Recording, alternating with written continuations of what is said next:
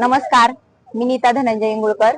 मी कामथडी गणातून पंचायत समितीसाठी उभे राहतीये. मी यापूर्वी 2023 मध्ये सदस्य म्हणून 4 वर्ष काम केले आणि त्याच्यानंतर मला ग्रामस्थांनी बिनविरोध सरपंच म्हणून नेमणूक केली. त्याच्यानंतर माझं समाजासाठी काय करावं याच्यासाठी माझी खूप इच्छा होती, म्हणून समाजकार्याची आवड असल्यामुळे मला संग्रामदादांच्या माध्यमातून मला भाजपामधून मला कामथडी गणासाठी पंचायत समितीसाठी मला तिकीट देत आहे. उमेदवारी जाहीर झाली आणि त्यांचं मी खूप खूप आभार मानते. त्यांनी माझ्यावर जो विश्वास दाखवला त्याच्यासाठी मी पूर्ण सार्थ ठरवेल.